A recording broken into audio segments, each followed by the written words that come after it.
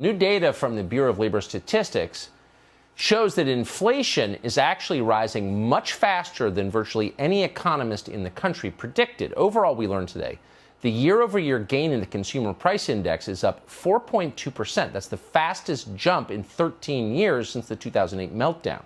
The rise in what's called the core consumer price index, that excludes food and energy, is the highest in 40 years. It's 1981. Peter Schiff is an economist and the CEO of Euro-Pacific Capital. He joins us tonight to explain what this means. Peter Schiff, thanks so much for coming out. What does this mean, and should we be concerned about it? You should be concerned. And as I said on the program last time, this is a tax. It is the inflation tax. And if you look at how much the cost of living went up, measured by the CPI, in the first 4 months of this year, it's 2%. So if you triple that to annualize it, we have consumer prices rising at 6% annually. But if you look at the monthly numbers, every month it accelerates. So if you extrapolate the trend of the first 4 months of this year, for the entire year, you're going to get a 20% increase in consumer prices in 2021.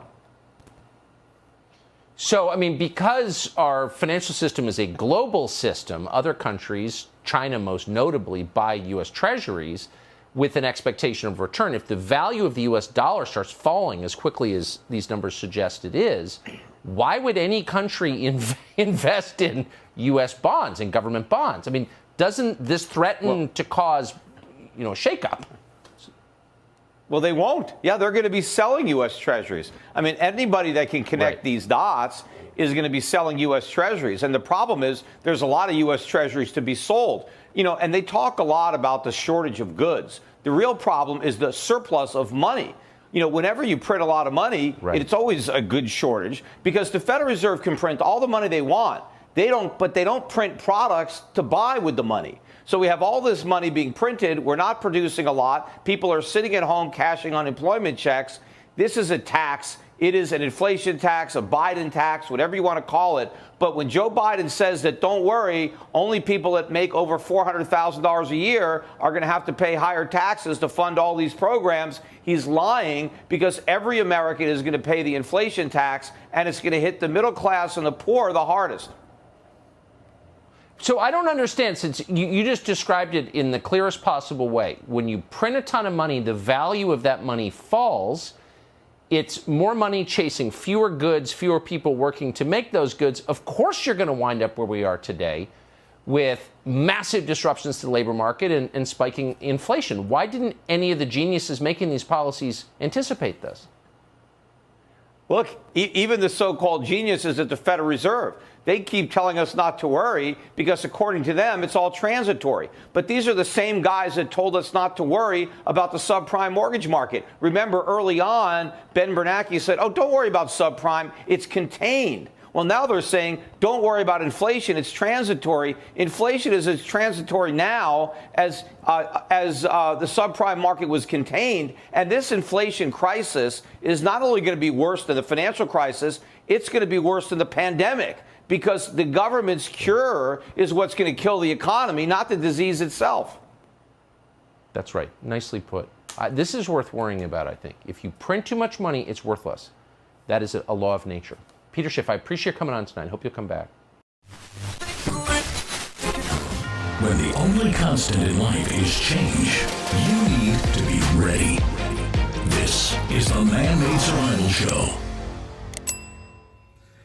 Welcome back, everybody. My name is Jose Prado, Man-Made Survival, and thank you so much for coming back to the channel watching this video. I really do appreciate it because I have a lot of information that I got to share with you today, and it's really important that you share this with your friends and family because everybody is going to be affected. Some people are going to be affected at different levels than others because it depends where you sit on the economic ladder. But nonetheless, everybody is going to be affected. And it's beneficial. It will be a lot better for everyone if you prepare now rather than later. Because right now, things are easy to come by. You can still go to the grocery store. You still have, the different products that you can get. And it's easy to get them. But later on, it might get to the point where it's going to be very difficult, and not because the products are not on the shelf, but rather because you cannot afford to buy them. And you're going to have to make your budget a lot tighter than it is right now. And if you're having a difficult time right now, then you're going to have even worse time later. So that's why it's beneficial for everybody to prepare right now. While your job is still paying you good, or whatever it is that you're bringing home is still allowing you to pay the bills and get the groceries that you need and everything like that. So I would really appreciate it if you can share this with your friends and family. Look at information, look at the analysis, and act on it so you're not caught off guard. All right, so before I get into the podcast, I do want to remind you about the store.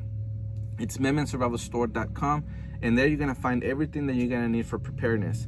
And I would really appreciate if you can go on there and you can look also at the front page, because there you're going to see the link that's going to take you to the book that I'm giving away for free. The book is free, but I do need your help with the shipping, and the shipping is only $9.99, and the book retails for $24.99. So you are in fact getting it for free. And that book is going to help you be introduced into preparedness. And if you've never done it, it's just going to give you an idea what preparedness is, and it's going to give you the different scenarios that you're going to prepare for and the steps that you could take.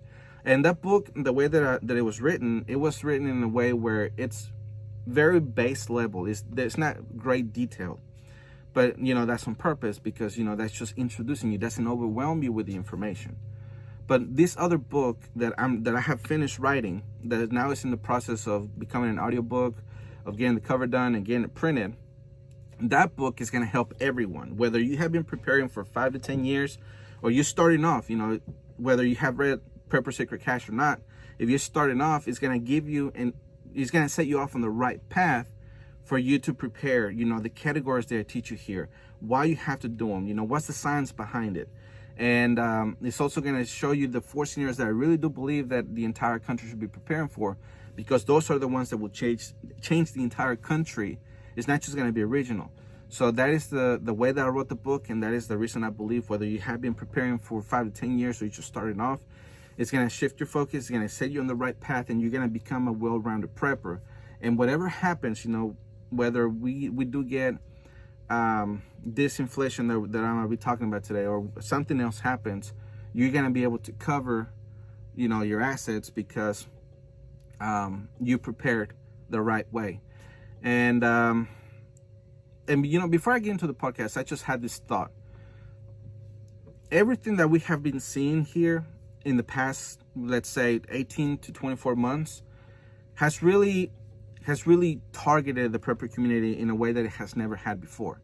All right, because what we have seen for many, many years, ever since I started prepping, and that was 7-8 years ago, or probably longer, is that it had a lot to do with what people believe you should have done or you should do. It was always things that could happen in the future, and what could the outcome be possibly. And with everything that has been happening now, it has really shown which of those ideas were right and which of those ideas were wrong. And one of the things that I've learned doing this podcast for 1.5 years now is that it has really shown me which of those ideas were wrong, and what the steps should really be. What is the reason behind the things that we do? Because the prepper community has been shifting from being proactive to a potential disaster, to just being gear oriented. You get the best flashlight and the best knife and the best solar system and the best whatever, instead of being practical about it and just focusing on something that's going to help you not only survive whatever it is that you're preparing for, but also get adjusted to the way of life afterwards. All right, and this is the same thing that I've talked about here when we talk about something that is regional as opposed to something that is nationwide. If a tornado or a a hurricane comes through your neighborhood, even though those are devastating, and if they do destroy your home, the grid is already there in place. The system is already there in place for you to get a new home. Hopefully you have homeowners insurance, and you can get help from the government, and there's these other programs that can help you get another home. And then you're going to continue living your life normal as you're living it already until it happens again, right? Hopefully it never does happen again, but if it does, if your house gets blown away again, then again, there's another homeowners insurance policy and everything else that can help you just get another home and continue on. But when we're talking about something that is going to affect the entire country, like an economic collapse, like we're going to be talking about today, or maybe not even a collapse. Let's say it's not a collapse, but it's just inflation to the levels where it's going to make everybody hurt. Taking the steps in preparedness right now is really going to set, the stage for you to be able to live each and every day in in a severe inflation environment. So again, everything that we have been seeing with, you should only have 2 weeks of food, or 1 week's worth of water, stuff like that. All those things get blown out of the water very, very fast. Because if inflation lasts 5 years, that 1 week's worth of food is not going to do anything. If you're only stocked up, let's say 1 year worth of food, and you have no way to replenish it, then eventually that's going to run out, and you're going to be hurting with everybody else. So when you set up this system of self-sustained system, where you have your own seeds, you have your own livestock, you have your stocks of food, your stocks of water, you have a water running through the surface, you have a well, you have all these things, you have the knowledge on how to create soap, and how to create clothing, and all these things. Once you have the system set up to where everybody in your alliance knows it, then you're going to be able to live through the high inflation environment with no problem. And you might have a surplus of everything that you're growing, and you're going to be able to help everybody in your community. And then once that help gets distributed, and the knowledge on how to make, get people to work on their own, to be able to sustain their own, then the levels of crime are going to decrease a lot faster than if we're selfish preppers. We only keep to ourselves, and we let everything else go to hell around us. So that is why it's important that we shift the way that we think in preparedness. We gotta stop being selfish. We gotta just be gear oriented, right? Because if the economy gets bad enough to where we don't have hyperinflation, but we have severe inflation, that doesn't mean that everybody's gonna be rampant, and we're gonna have a post-apocalyptic world out there. It just might be that everything stays the same, but people are going to be hurting a lot more, and the government is going to get to the point where they're not going to be able to help anyone.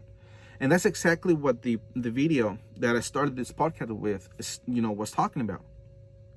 Peter Schiff does a great job, because he tells you the entire information that you got to look at as far as the country is concerned, countrywide.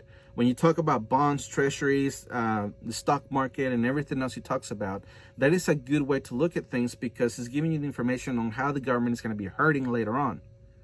But the important thing about you listening to me and everything that I'm bringing you today, and with all the other podcasts, is that I'm giving you the information on how you're going to be able to live through that. It's not just the one event that you have to worry about, and then it lasts for several weeks, and then you go back to normal. The grocery stores get replenished or whatever. You're going to be able to live through those days where it's not going to be the same. So some of the examples that we've actually seen is Venezuela. Venezuela, before it peaked to where there was nothing in the grocery stores, where everything was scarce, and it started to stabilize, where the American people were going over there and saying, oh, see, look, it's full of stuff. That doesn't mean that the people who live there can actually afford it, but the point is that it'll eventually stabilize at a different level, and if you cannot meet that level, you're going to be struggling. Okay, so it depends where you are in the economic ladder is how you're going to be affected, right? Because if you're from the upper middle class to rich, then if your grocery bill goes from $1,000 a month to $3,000 a month, it's not going to affect you because you're rich. It's an expense you can absorb very, very easily. If you're middle class, working class, or poor, if you go from your grocery bill being $400 a month to $600, $700, $800 a month, it's going to hurt you a lot more. And the good thing is that right now in America, we have the system in place where it helps people with the food expense, or with housing and different other things. But let's just focus on food. You get food stamps, the government helps you with, let's say, $600. That's going to really, really help you, right? But it's going to get eventually to the point where the government can no longer afford it, and they're going to have to start looking at the things that they have to cut. And one of the things they're going to have to cut is going to be food stamps, housing, Medicare, Medicaid, all these other things. They're going to have to cut things further away from them, and to the point where they can't even pay themselves. And trust me, they're going to cut you off first before they cut themselves off. So if we are being taken to the path where this country becomes a third world country, let's say we don't hit hyperinflation. We hit 30% inflation, 40%, but we're not really at 50%. Then we're gonna be hurting. And right here on this article that I have for you from the most important news.com, it's really just a quote. You should really go there and check that the article out, because it's really, really informational. But I just wanted to get this so you can get an idea. The title of the article is "Inflation is starting to get really crazy, and it's worse than you think." According to John Williams of Shadowstats.com, if the rate of inflation was still calculated the way that it was back in 1990, it would be above 8% right now. And if the rate of inflation was still calculated the way that it was back in 1980, it would be currently sitting at about 13%. And the reason that we have to look at that is because the government is going to do everything in its power to make sure that they look good. And the reason that they want to look good is because if people who are lending them money, as you heard Peter Schiff say in the beginning, if they stop giving them money, then they're going to have to look at other place to get the money from. And they're going to get the money from the Fed, although they already are. But once you get into this cycle where the Fed is feeding all this money to the government, it's eventually going to hyperinflate.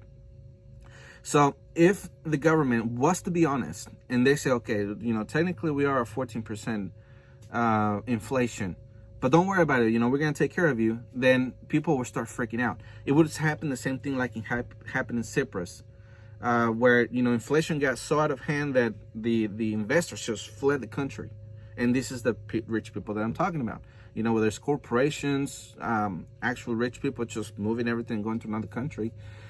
They're gonna do those things because they know that they're not gonna be able to get the money back in their returns, especially if the money hyperinflates, right? And since if you're in the middle class, lower middle class, working class, and poor, you're not gonna have the means to just get everything and go somewhere else. I mean, you might migrate and do what I did, or other people have done, where you leave everything behind and you start from scratch somewhere else. You might do that. That might be your last resort, and then people will understand why Mexicans do it and why Guatemalans do it and other people around the world do it to come to America, because they leave everything behind. They cut their losses. Whether they had a house or not, they go to a different place where they're going to have a better life. And I really do think that is going to shift from here to China. And I'm going to show you here why. But anyways, that is how things are being right now. And if you already know that you're going to be living through a inflation environment where this could last several years, okay, this could last 5, 10, 15 years, then you're going to have everything in place right now so you can have a surplus of goods and you can share with your family, you can share with your friends, you can share with your neighbors, and it's going to be easier on everybody. Yes, the other parts of preparedness where people can become marauders, that could be true, because we have seen that in Mexico, we see that in El Salvador, we see that all these other places where it's very dangerous to be at. And so yeah, we have to pay attention to that. Oh, and one other thing, when you see people making videos of Mexico and say, oh, it's not that bad, it's not that dangerous, it's because they're in the rich people area. They're not going to the poor areas where you're going to get mugged very easy. All right. So this is one of the things that people are told when they go into cruises.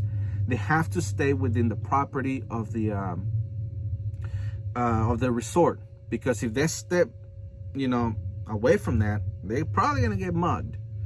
And that's the reason why they tell them to stay there, because, the resorts have a deal with the government where they tell them, so you can have this extra money where you're going to, charge us taxes, you have to keep it safe. And so they do. But there was a period of time where even the beaches were very, very dangerous. But anyways, I digress. All right, so the next article that I have for you is from CNBC.com, and it's really important that we pay attention to it, because it's the first bank that has come out and say, hey, pay attention to the inflation, even though everybody else in the mainstream media was like, whoa, they're going crazy over there. But it really shows that the banks are paying attention. Even if they're not saying it publicly, they are paying attention from the charts that they created themselves. So this from CNBC.com, as I said, and the title is Deutsche Bank warns of global time bomb coming due to rising inflation. Inflation may look like a problem that will go away, but is more likely to persist and lead to crisis in the years ahead, according to a warning from Deutsche Bank economists. In a forecast that was well outside of the consensus from policymakers in Wall Street, Deutsche issued a dire warning that focusing on stimulus while dismissing inflation fears will prove to be a mistake, if not in the near term, then in 2023 and beyond. The analysis especially points the finger at the Federal Reserve and its new framework in which it will tolerate higher inflation for the sake of full and inclusive recovery. The firm contends that the Fed's intention not to tighten policy until inflation shows a sustained rise will have dire impacts. Quote, the consequences of delay will be greater disruption of economic and financial activity that would be otherwise be the case when the Fed does finally act. Deutsche chief economist David Landau and others wrote, quote, in turn, this could create a significant recession to set off a chain of financial distress around the world, particularly in emerging markets, end quote. In the meantime, indicators such as the consumer price and personal consumption expenditure price indices are well above the Fed's 2% inflation goal. Policymakers say the current rise in inflation is temporary and will abate once supply disruptions and base effects from early months of the coronavirus pandemic crisis wear off. The Deutsche team disagrees, saying that aggressive stimulus and fundamental economic changes will present inflation ahead that the Fed will be ill prepared to address. Quote, it may take a year longer until 2023, but inflation will reemerge. And while it's admirable that this patience is due to the fact that the Fed's priorities are shifting towards the social goals, neglecting inflation leaves global economies sitting on a time bomb. The effects could be devastating, particularly for the most vulnerable in society. All right, so here's the thing about that. All right, so let's go back at the top of the article. The Fed is saying that they will be willing to tolerate inflation, right? Because it's part of the recovery. But what they're saying in this article, or the economists from Deutsche Bank, what they're saying is that this, even if for a little while this inflation does become under control, it's going to spike again, maybe 2023 and beyond. So if for whatever miracle, you do get the time from now until 2023 to not have any type of inflation, then that is going to be your window of opportunity to prepare. You have to set everything in place for you to be able to be guarded, do your hedge against this inflation, not only with gold and silver, but what I'm talking about is the food, because we're seeing the writing on the wall with the shortages. But another thing about this problem is that it's going to be a world problem. It's not just going to be the United States. So if you're listening to this from another country, and I do get a lot of people listening to this from another country, which I do appreciate that you do, you have to also be prepared, because your economy may be very tied together with the U.S. economy. So it would be beneficial for you to also get prepared, especially if your country is already experiencing inflation. All right, and the other thing that they said in this article is that the most vulnerable in society would be affected. That is the reason why I keep saying, and it is my philosophy, that just think of the economic ladder as the Titanic, right? And you cannot go on the above levels. Wherever you're at in the economic ladder, that's where you're going to be stuck forever. If this ship of the economy, hits the iceberg and water starts coming in, and then your compartment is going to be filled, whether you're going to be at the lower the poverty level, or you're going to be in the working class, middle class, whatever. As this water starts to suffocate everybody around you, if you have your preps in place, that is going to be your oxygen tank, or whatever metaphor you want to use. What I'm saying is that it's going to save you. And the more sophisticated your self-sustained system is, the better off you're going to be, right? If you only stock up on food, you're eventually going to run out of it. And, that would be the same thing as your tank eventually running out of air. If you have a system that is going to replenish you as the years go by, then you're going to be in a much better position than everybody else. All right, so, that's a quick analogy. But what I'm saying is that I do believe, and I've been believing this for a while now, doing this podcast, is that one answer to poverty is preparedness.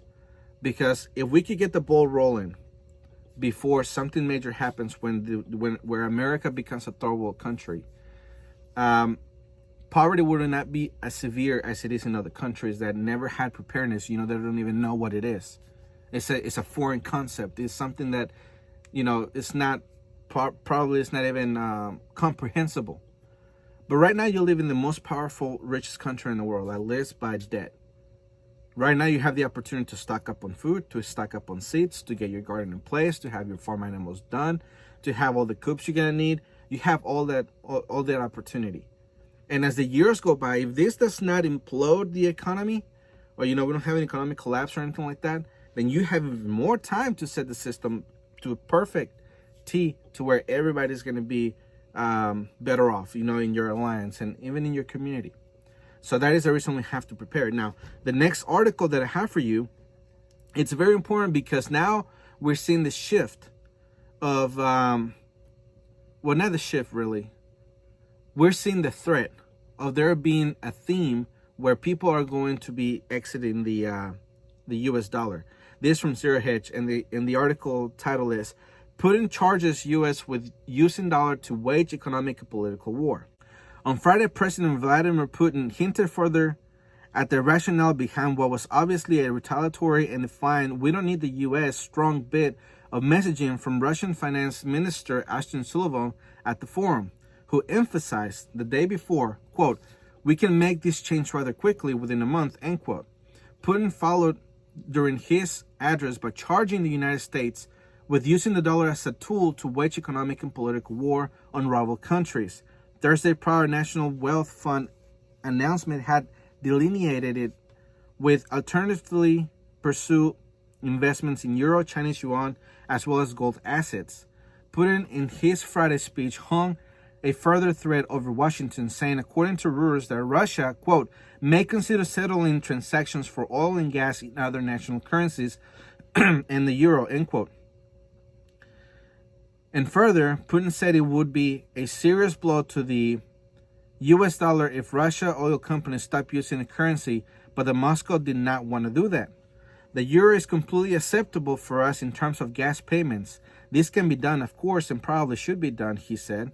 Putin went on to deplore what he said was Washington's use of the dollar as an economic and political tool, saying that, quote, its use as an instrument of competition and political struggle has hurt its role as a world reserve currency, end quote. And the reason that I decided to add this bit to it is because it really shows, right, that world governments, or at least superpowers, are starting to get away from the dollar. And even if it doesn't really hurt the United States that much, it's going to really set the stage for other countries to do the same thing, especially if they're dependent on Russia on any level. We know that Germany and other Europe countries, they actually do depend on Russia for their natural gas to heat their homes during the winter. So it's actually going to be a leverage that Russia's going to have against the United States, with the United States allies, to where it's going to make the United States, cool it down a little bit. But we have been on the longest time on this, what we call it. We have been blaming Russia for everything. Whatever it is, even if we have evidence or not, Russia gets blamed. So that is just going to make things a lot worse for everybody around us. Now, when you put this together, what Russia said, that the United States is really losing its world reserve currency status because of everything they're doing, especially since they're using the Swiss system and the dollar as a tool to wage political war. And you put it together with what the Deutsche Bank is saying, that eventually the inflation that we're seeing in the United States is going to get to a point where nobody's going to be able to actually ignore it any longer. And people in the lower rungs of the economy are going to be affected. When you put those two together, that paints the perfect picture where everyone is going to flee the United States US dollar, and they're going to go to China, right? It is not a secret that the Europe really loves making deals with China. You know, as far as the Belt and Road Initiative with with China has actually embedded itself everywhere, it has made it more possible or plausible for the US dollar to be replaced by the yuan, because if you're making commerce through all the places and all the routes that China has established, then switching from the US to the yuan is going to be a lot easier, because now, even if you're in your own country, you're making deals with China and you can trade back and forth on the yuan. Okay, and I really do think that that is going to be the next reserve currency. Now, when we're looking at this, right, if the United States is going to lose its world reserve status and we're going to have inflation that we've never seen before, especially because, you know, Joe Biden said that he proposed a $6 trillion budget for 2021 and 2022. If that's passed, along with all the other ones that he's actually, you know, wanting to do with the infrastructure and everything else, then that is going to set the budget for $10 trillion. He's going to be spending so much money in such a short amount of time. So that is going to give the clues to everybody around that the U.S. is going down, you know, in flames, especially because inflation is going to make everybody hurt and it's going to make everybody flee. So when you put that into perspective, where the dollar is worthless or is getting there, or we have inflation to the levels that we haven't seen in a very long time, or probably never in the history of the country, the next two headlines make perfect sense on how you should always be ready. This from FoxNews.com, and just going on the titles of these two, it's North Carolina Police Department stops responding to certain non-emergency crimes amid staffing crisis. All right, and this is a note that I made for myself when I was doing the research for the podcast and putting it together. It won't be long before they stop responding to all emergencies, whether they are criminal or medical in nature, because they simply won't have the staff to be able to take care of a big area, especially if you live in the urban areas, right? So you have to really think of these things now, because you're getting information ahead of time. If you're just waiting for the mainstream media to tell you what to do, then you're going to be way behind everybody, because they tend to cover the truth until they either can no longer cover it or they can use it, you know, to their advantage. And the other headline is from Zero Hedge, and I really have a video that's within this article that I need to show you. And it says, the title says, "We've reached our breaking point. Dozens of Baltimore business threaten not to pay taxes." But before I show you the video, I want to say, nothing is going to make the government use its might as people not paying taxes. You know, for some reason, the government can never get rid of criminals, right? There's always going to be crime. But when taxes get involved, when the money that the IRS can collect gets involved, suddenly the United States is very, very powerful. Very, very powerful. And they can get rid of people not paying their taxes. They'll put everyone in prison if they had to, right? So with this business in Baltimore, what they're saying is, why in the world should we give you the taxes when you're not taking care of anything? Which is exactly what you're going to be hearing in the video. So here it is. I am right back here in the heart of Fells Point for the third straight morning, reporting on the fallout from what happened here over the weekend. 3 people shot in the square here along South Broadway in Thames Saturday night, early Sunday morning. The latest is a letter that's been signed onto by 40 businesses here in Fells Point. A letter drawing a line in the sand, threatening the city, saying these businesses will withhold their taxes and city fees until the city does something about the lawlessness here on the streets of Fells Point. Through Vignaraja, attorney and part-time WBAL radio talk show host who is organizing this effort by the business owners, says what the letter spells out is pretty simple. If the city isn't going to deliver those basic services, picking up the trash on a reliable, regular basis, enforcing the traffic and parking laws, enforcing the general laws, making sure that people aren't selling alcohol in open air markets right in front of places that pay for liquor licenses, then they're not going to, then it's not fair for them, the city, to collect its taxes. So these business owners saying they are fed up and frustrated, saying elected officials have turned their backs on them for far too long. So they say if there's nothing done, then they will stop paying their taxes and they will also withhold their fees, putting them into escrow until some action is taken here that affects what's been going on in the streets of Fells Point. In response to the letter, City Hall issuing a statement to WBAL, saying in part, Mayor Scott shares the business owners' frustrations over the violence across the city and has ordered police and other agencies to work together to address it. Also going on to say that Mayor Scott is working tirelessly to hold people committing violence accountable, removing violent offenders from our streets, and identifying illegal firearm traffickers, saying so Baltimore residents can enjoy a night out in the town without the fear of endangerment.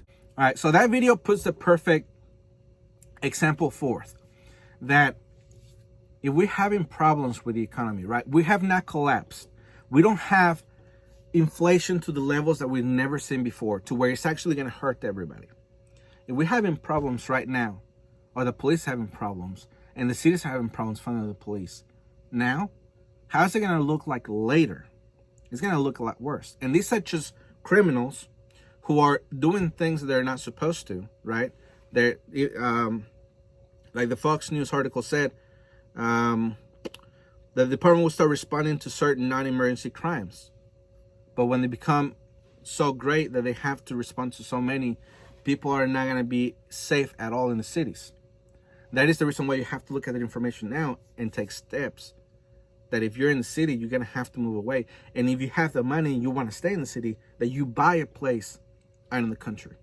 Because it's going to help you be your bug allocation to go to and have everything in place for you to be able to change your lifestyle, overnight. It'll make the transition a lot easier.